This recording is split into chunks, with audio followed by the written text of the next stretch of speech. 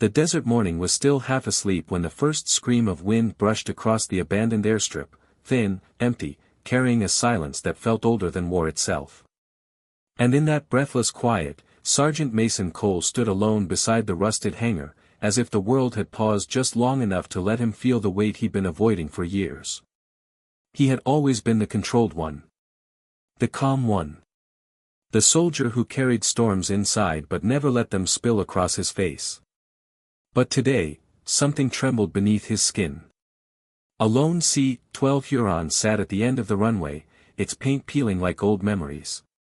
The aircraft wasn't part of the mission, just a reminder. A reminder of the one flight he never finished. The one voice he never heard again. Dust lifted in soft spirals as he took a slow breath.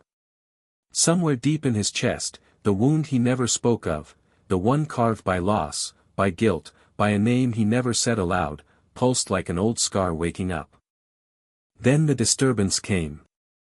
A radio strapped to his vest crackled sharply. "Cole, report to Briefing Bay 2. Priority 1 personnel conflict. Now." He exhaled through clenched teeth. A personnel conflict usually meant a recruit mouthing off. A rookie with more attitude than experience. He didn't expect her, the woman whose gaze cut through the room like she had survived things others only feared. And he definitely didn't expect the moment his temper flared, that a shift of her sleeve would reveal a hidden Navy SEAL trident tattoo, the mark only earned, never given. "Before we enter the storm, before the mission pulls you under, backhand index pointing right, make sure you subscribe to State's heroic stories so you never miss the truth behind courage. These aren't just stories. They're legacies." The briefing room lights buzzed overhead, cold and fluorescent, casting hard lines across the table where maps, flight charts, and encrypted orders lay scattered. Mason walked in expecting a simple disciplinary talk, but what he found froze him mid-stride. The woman stood at parade rest, shoulders squared, jaw tight, but her eyes carried the same distant storm he saw in his own mirror. Her name tag read, Lieutenant Arya Locke. The commander motioned them both forward. "You two will run the extraction together." Mason blinked.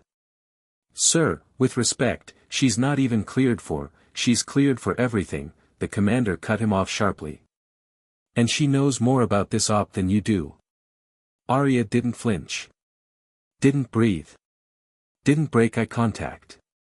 The mission details unfolded like slow-moving thunder, a stranded recon team deep inside hostile canyon terrain. Communication blackout.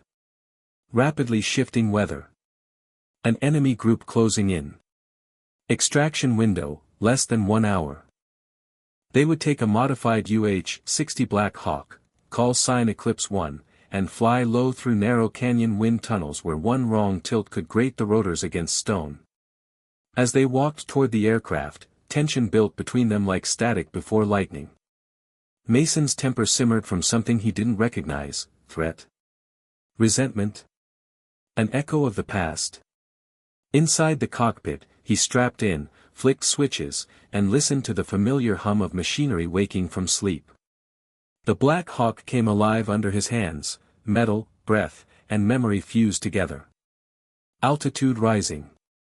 Wind shear spiking. Terrain alarms blinking red. Then, mid-flight, the crisis struck. A violent downdraft slammed the helicopter sideways, rattling it like a toy in the hands of a child god.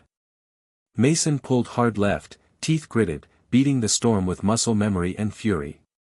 But Arya, she wasn't afraid. She reached across, steadying a loose cable, voice calm as dusk. "Hold your pitch at 5 degrees. Let the wind take the tail. Trust it." He hesitated. Her instructions were perfect, too perfect. Like someone who had flown this route before. Like someone who had survived the same kind of crash he once did. And then came the failure, brutal and swift. The main comms panel flickered, then died completely. Eclipse 1 was alone. No radio. No command. No backup. Just sky, stone, silence, and the ghosts each of them carried. The helicopter dipped lower as the canyon walls rose like giant, jagged cathedral pillars. Mason felt sweat trailing down his temples, not from fear, but from the memories clawing their way up. The darkness in his chest finally cracked open. Years ago, he had flown a mission almost identical to this one. Same terrain. Same urgency. But he hadn't returned with his co-pilot, his younger brother, Ethan. One mechanical failure. One blind corner. One scream swallowed by the canyon wind. Mason had lived. Ethan had not. And the guilt had never unclenched its fist around his throat. Now, as turbulence shook them, Aria's voice cut softly through the rumble. I know that look. I know that kind of loss. Her sleeve shifted again, revealing the seal tattoo, bold, earned, sacred. She inhaled shakily. My team. I lost them on a night op off the Horn of Africa. Black water. Zero visibility. One mistake. I'm the only one who surfaced. Silence swallowed the cockpit. 2 souls. 2 ghosts. One storm trying to take them both. Mason's hands trembled on the cyclic. Arya placed hers gently over his, not commanding, just grounding. Cole, you don't have to fly against your past. Fly with it. He closed his eyes. Ethan's voice, faint, forgiving, echoed through the roar of the blades. The storm eased slightly, like the sky was giving him one final chance to breathe, before the last trial approached. The canyon opened into a narrow plateau where the stranded team huddled behind smoke markers. Enemy vehicles approached from the ridge. Time was ash turning to wind.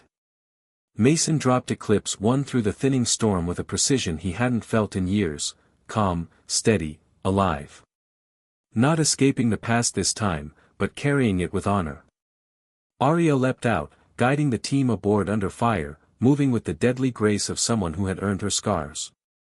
Bullets sparked off the Black Hawk's armor as Mason held the hover, refusing to break. Once they were airborne, climbing toward the first golden streaks of sunrise, a deep quiet settled over him.